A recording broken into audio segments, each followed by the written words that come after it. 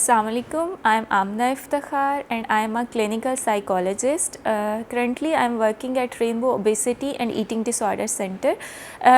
Being the psychologist, मुझे इस field में काम करते हुए तकरीबन 10 साल का अरसा हो गया है, जिसमें हम डिफरेंट साइकोलॉजिकल डिसऑर्डर्स को ट्रीट करते हैं, जैसे कि depression, anxiety, borderline personality disorder and other personality disorders और चाइल्ड डेवलपमेंटल डिसऑर्डर्स को ट्रीट करते हैं। तो आज के इस वीडियो में हम बात करेंगे, हमने से अक्सर लोगों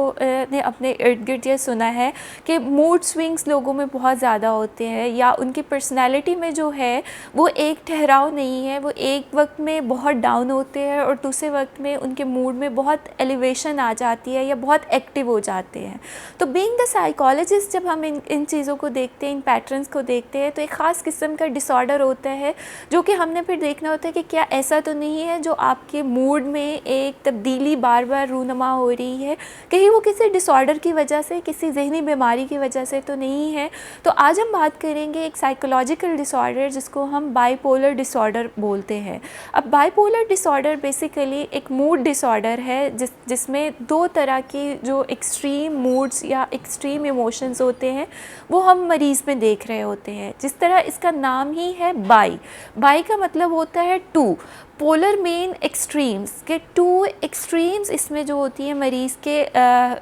इमोशंस में, थॉट्स में, बिहेवियर्स में पाई जाती है। अब वो दो एक्सट्रीम्स क्या होती हैं या वो टू पोल्स जो होते हैं वो क्या होते हैं। बाइपोलर डिसऑर्डर में बेसिकली जो पहला फेज़ आता है या जो पहले इनके सिम्टम्स आते हैं वो मेजर डिप्रेशन के आते हैं। अब मेजर डिप्रेशन में होता ये है कि एक बंदा बिल्कुल उदासी की तरफ चला जाता है, उसका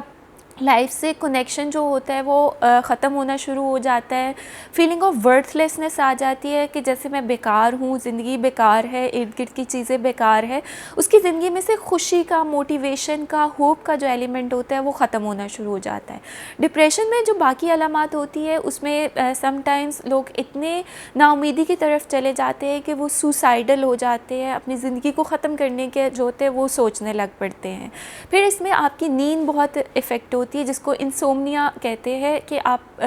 डिप्रेशन का मरीज़ जो होता है उसकी नींद इफ़ेक्ट होना शुरू हो जाती है, उसको सोने में मुश्किलात आना शुरू हो जाती है, वो सर रात जाग रहे होते हैं, खाने पीने में उनका दिल नहीं कर रहा होता या बहुत ज़्यादा भूख लगना शुरू हो जाती है डिप्रेशन की वजह से, या बिल्कुल खाने को दिल ही नहीं कर रहा होता। तो डिप्रेशन एक वो मर्ज़ है जो कि आपकी ओवरऑल लाइफ को इम्पेक्ट कर रहा होता है, नेगेटिवली इम्पेक्ट कर रहा होता है कि आप सोशली आइसोलेटेड हो जाते हो, आपको किसी से बात करने को दिल नहीं कर रहा होता, आपकी उदासी इतनी ज़्यादा बढ़ जाती है कि आप लोगों से मिलना जुलना, बातचीत करना छोड़ देते हो, आपकी नाउमीदी इतनी ज़्यादा हो जाती है कि आप अपने रोज़ाना के रोज़मर्रा के जो काम काज होते हैं वो करने के काबिल नहीं रहते हो, आपकी डे टू डे फंक्शनिंग जो होती है वो इम्पेयर्ड होना शुरू हो जाती है। तो बाइपोलर डिसऑर्डर में एक फ़ेज़ आता है जिसको हम डिप्रेशन का फ़ेज़ बोलते हैं, और डिप्रेशन के डायग्नोसिस के लिए ज़रूरी है कि ये सारे सिम्टम्स या ये जो सारी अलामात हमने अभी बताई हैं वो तकरीबन 3 से 4 हफ़्ते तक मुसलसल रहें।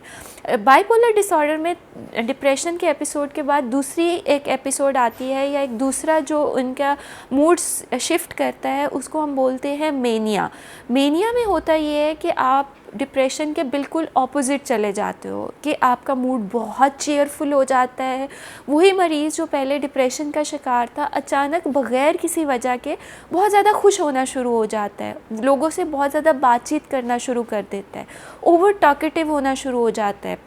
जिन टॉपिक्स के बारे में वो पहले खुल के बात नहीं करता उन टॉपिक्स के बारे में भी वो एक्टिवली बात करना शुरू कर देता है, बहुत ज़्यादा एक्सपेंसिव हो जाता है, लाइक वो अपने जो उसके पास पैसा या फाइनेंसेस होते हैं उनको बग़ैर सोचे समझे, without thinking about the consequences खर्च करना शुरू कर देता है। समटाइम्स मेनिया में लोग रिस्की बिहेवियर्स की तरफ भी चले जाते हैं जिसमें एक्सेसिव यूज़ ऑफ ड्रग्स या कुछ ऐसे सोशल नॉर्म्स होते हैं जिनको वो ब्रेक करना शुरू कर देते हैं। And in manic episode patient usually loss the insight, उनके अंदर जो एक उनकी इनसाइट होती है कि ये काम गलत है या ये काम सही है, वो सेंस को ख़त्म कर दे हो जाती है और उनको गलत और सही का जो फ़र्क होता है वो ख़त्म होना शुरू हो जाता है। अब मैं मैनिक वो सिचुएशन होती है कि जिसमें इतने एक्सट्रीम बिहेवियर्स आ रहे होते हैं कि पेशेंट को मोस्ट ऑफ द टाइम घर पे मैनेज करना या घर पे रखना जो होता है वो मुश्किल हो जाता है। और मैनिक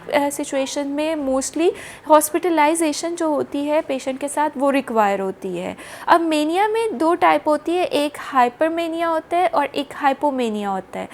हाइपर में ये होता है कि पेशेंट के सिम्टम्स इतने शदीद होते हैं कि वो अपने लिए और दूसरों के लिए ख़तरे का बायस बन जाते हैं। लेकिन हाइपोमेनिया वो होता है जिसमें सिम्टम्स इतने शदीद नहीं होते, वो सिम्टम्स शो कर रहे होता है, हाइपर एक्टिव होता है, ओवर टॉकेटिव होता है, उसके एक्सपेंसेस बढ़ रहे होते हैं, उसका इंसाइट कम हो रहा होता है, लेकिन वो सिम्टम्स समहाउ उतनी रेंज में होते हैं जो कि अगर वो घर में फैमिली में भी रह रहा है तो वो बहुत ज़्यादा उसके लिए नुकसान का बायस नहीं बन रहे होते। तो बाइपोलर में हमने ये देखना होता है कि इन दोनों फेजेस के दरमियान में पेशेंट के रिएक्शन होते हैं, एक तो डिप्रेशन में और दूसरा उनके मैनिक सिम्टम्स में। अब ये बहुत क्लियर इसकी असेसमेंट होती है कि पेशेंट जब हमारे पास अक्सर आता है तो वो डिप्रेशन के फेज से गुजर चुका हुआ होता है और एक्टिवली जो उसका फेज चल रहा होता है वो मेनिया या हाइपोमेनिक होता है। तो उस टाइम पर जो इनिशियल ट्रीटमेंट्स हम शुरू करते हैं उसमें मोस्टली विद द मेडिकेशन उनकी जो हाइपर एक्टिविटी होती है या जो मैनिक सिम्टम्स होते हैं उनको कंट्रोल किया जाता है। जब पेशेंट की थोड़ी सी इंसाइट रीस्टोर होती है या जब वो अपनी रियलिटी की तरफ थोड़ा आना शुरू हो जाता है, उसकी जो ओवर स्पेंडिंग होती है, जो उसकी ओवर एक्साइटमेंट होती है, ओवर टॉकेटिव वो हो जाता है, वो सिम्टम्स कम होते हैं, तो फिर हम उन पेशेंट्स को साइकोथेरेपी में इन्वॉल्व करते हैं जिससे उनके जो अंडरलाइन डिप्रेसिव सिम्टम्स होते हैं या अंडरलाइन उनके जो कोग्निटिव एरर्स चल रहे होते हैं, कोग्निटिव बाइसेस चल रही होती है, उनको रिकन्स्ट्रक्ट किया जाता है ताकि वो पॉजिटिव और healthy and logical thinking pattern की तरफ जाकर अपने लाइफ को, अपनी क्वालिटी ऑफ लाइफ को ओवरऑल बेहतर कर सकें। So this is all about the bipolar disorder कि इसके साइन एंड सिम्टम्स क्या होते हैं। और मोस्टली जब आप पेशेंट को आइडेंटिफाई कर लेते हैं कि इसके बाइपोलर सिम्टम्स है और ये स्विच करते रहते हैं, ज़रूरी नहीं है कि सारे टाइम पेशेंट डिप्रेशन का ही बाइपोलर में शिकार है, या ज़रूरी नहीं है कि बाइपोलर में जो एवरी टाइम पेशेंट के मैनिक या हाइपोमेनिक सिम्टम्स हो। तो ये दोनों आपस में शफल करते रहते हैं, स्विच करते रहते हैं। तो इसलिए इन दोनों को मैनेज करना जो होता है वो इसके प्रॉपर ट्रीटमेंट में बहुत ज़रूरी होता है। So thank you so much.